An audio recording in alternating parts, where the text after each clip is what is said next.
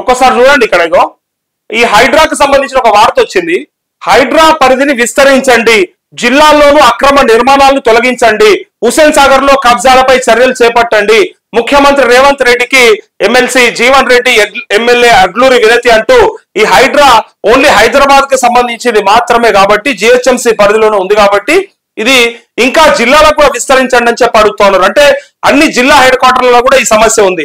అంటే ప్రధాన నగరాలైనటువంటి వరంగల్ కావచ్చు, ఖమ్మం కావచ్చు, నిజామాబాద్ కావచ్చు, నల్గొండ, మహబూబ్ నగర్, కామారెడ్డి ఇట్లా ఉన్నటువంటి పట్టణాలలో కూడా ఈ ఇష్యూస్ ఉన్నాయి కాబట్టి వాటి కూడా అక్కడ ఉన్నటువంటి ఆక్రమించినటువంటి ఆ అక్రమ కట్టడాలన్నింటినీ కూడా కూల్చివేయాలని చెప్పి ఇక అలా ఎమ్మెల్సీ అడుగుతున్నట్టు వాళ్ళిద్దరే కాదు, నేను కూడా అడుగుతా ఉన్నా, అటు ప్రజలు కూడా అడుగుతా ఉన్నారు. ప్రజలు కూడా ఏమంటున్నారంటే ఒక హైదరాబాద్ లోనే లేవు అక్రమ కట్టడాలు, అన్ని జిల్లాలలో, జిల్లా హెడ్ క్వార్టర్లలో, అన్ని పట్టణాలలో ఉన్నాయి. సో అక్కడ కూడా వాటిని విస్తరించండి అని అడుగుతా ఉన్నారు. అయితే ఇక్కడ ఒక విషయం ఏంటంటే ఈటల రాజేందర్ సంబంధించి ఒక వార్త వచ్చింది.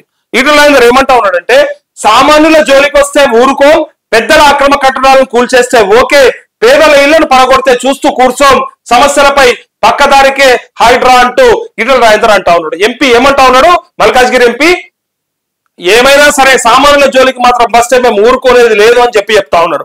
నేను కూడా అదే అడుగుతా ఉన్నా, ఎవరైనా సరే మీరు పెద్దలే తీసేసినట్టు పేదలే తీసడానికి ప్రయత్నం చేస్తే మాత్రం బాగోదు. ఎందుకోసం అంటే పెద్దలు ఎందుకు కట్టుకున్నారు, పేదలు ఎందుకు కట్టుకున్నారు అనేది ఒక క్లారిటీ మీకు రావాలి. ఆ డబ్బున్నోడు బలిసినోడికి ఒక న్యాయం, బక్కోనికి ఒక న్యాయం ఉండొద్దు కదా. బలిసినోడికి వాడు స్పోర్ట్స్ క్లబ్ కోసమో, ఫామ్ హౌస్ కోసమో, లేకపోతే గెస్ట్ హౌస్ కోసమో కట్టుకున్నాడు కానీ పేదోడు బతకనీకి కట్టుకున్నాడు.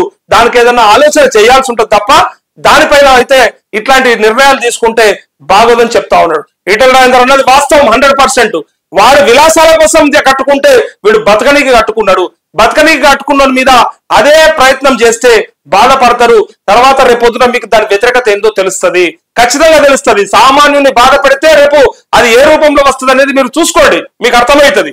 అంతేగాని ఇక వాళ్ళని అక్రమ కట్టడాలు కూల్చేస్తాం కదా వీళ్ళే కూడా తీసేస్తాము అంటే వాళ్ళకి ఇంకేదైనా ఆల్టర్నేట్ చూపించండి. మరి ఒకవేళ తీసేసినట్టయితే మీరు ఇస్తా అన్న మీ దొంగలు, మీ సన్నాసులు ఇస్తా అన్న డబుల్ బెడ్రూమ్ లేరి, లేకపోతే తీసుకపోయి ఇంకెక్కడన్నా 5 లక్షల రూపాయలు ఇచ్చి ఇల్లులు కట్టిర్రి, లేకపోతే జాగాలు ఏదైనా చేయర్రి. అంతేగాని వారంటే డబ్బులు ఉండి ఎంజాయ్ చేయని కట్టుకుంటే వీళ్ళు బతకని కట్టుకున్నారు కదా, ఒకసారి ఆలోచించాలి మీరు.